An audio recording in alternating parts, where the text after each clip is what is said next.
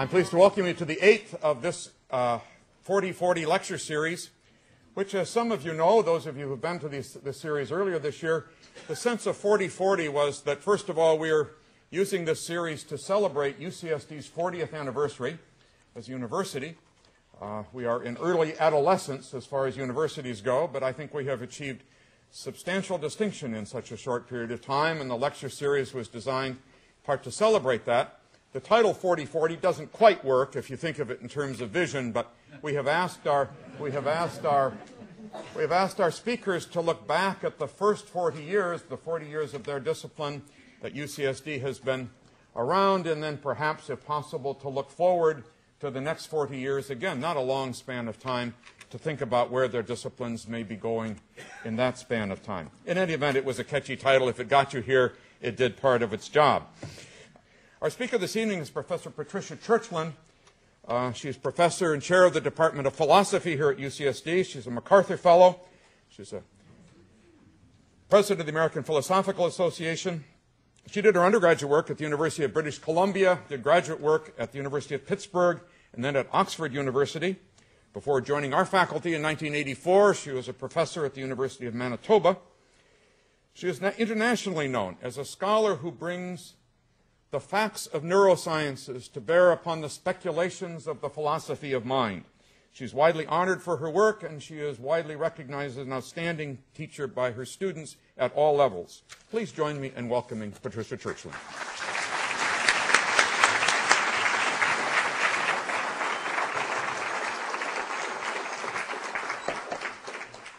Thank you. Now, I hope that all works. Does that sound about right? You can turn it up a little bit if necessary. Well, thank you all so much for being here tonight. It's one of those magnificent San Diego evenings. Could I have the first slide, please? Our story really begins with the ancient Greeks. In about the 5th century BC. This is actually not an ancient Greek. This is a contemporary. The ancient Greeks wondered about everything. They wondered what the sun was. They wondered what the stars were and where the earth came from. They wanted to understand the nature of motion and what caused things to move and why sometimes they didn't move. They also wanted to understand the nature of fire and why some things were alive and some things weren't, and what it really was to be a living thing.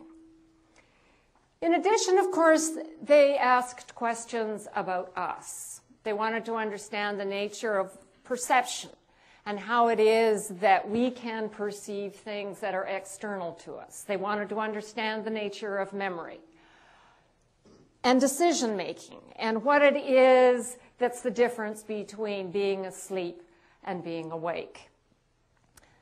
Now, there are really sort of two strands in the philosophical tradition about questions about us. And one is really typified by Descartes, and I'll get to the second tradition in a moment. But one of the things that I think is very striking, if you take a sort of long view of the history of thought, is that the early questions that the Greeks asked, one by one, were answered in the context of science. They were answered as there was a growing development of theory and experiment, so that the questions spawned disciplines in their own right. Initially, all of those questions were just sort of grouped together as natural philosophy.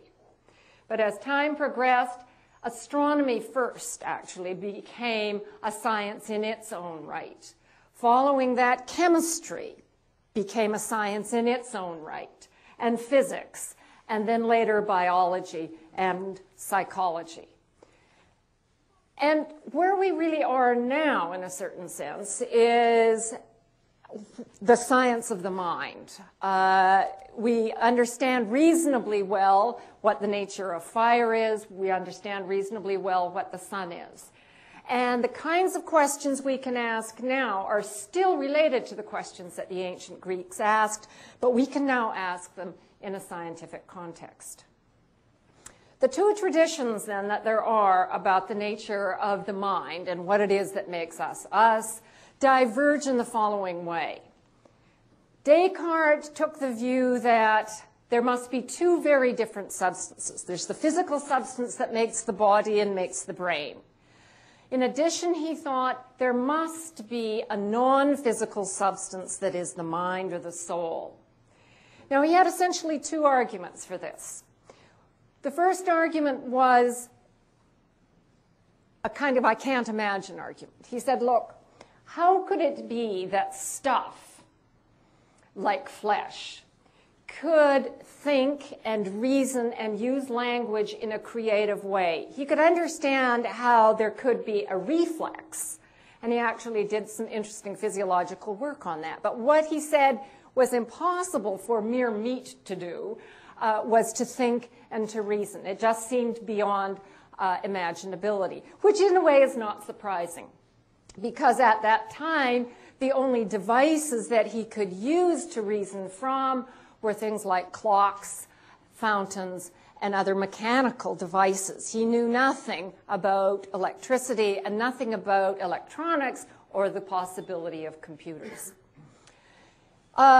Even within this century, however, there are also neuroscientists who have taken the view, this is at the beginning of the 20th century, Sherrington took the view also, that it was just unimaginable how out of mere meat you could get something that could think. Now, the other tradition, next slide, please, has its roots also in the past and in the very ancient past, and it has its roots in Hippocrates.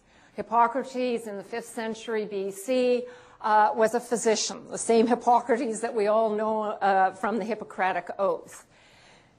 Presumably because he had seen a number of soldiers with a variety of kinds of wounds and to the head and consequent special kinds of deficits in their mental capacities, Hippocrates made the really rather remarkable speculation at that time that there was just the brain. And it was the brain itself that did the thinking, the feeling, the reasoning, and the decision-making. And in our own time, naturalism, essentially the Hippocratic view that there is just the brain, has, I think, become essentially the dominant view. And we have here Francis Crick saying in his book, The Astonishing Hypothesis, much the same thing as Hippocrates. You, your joys, your sorrows, your memories and your ambitions, your sense of personal identity and free will are in fact no more than the behavior of a vast assembly of nerve cells and their associated molecules. Next slide, please. Without going into detail about the variety of kinds of evidence that make it seem most probable that there is only the brain, that there isn't in addition a non-physical soul or a non-physical mind, let me just highlight two central reasons why we think this is so. In the classical dualist picture, there had, of course, to be some kind of interaction between the two substances, because after all, if you drop a brick on your foot, it hurts. Descartes' own view was that the mind was essentially independent of the brain, save for two kinds of interaction. One was sensory input, and the other was output to the muscles. But beyond that, the soul, of course, had to have free rein, because meat, after all, can't reason.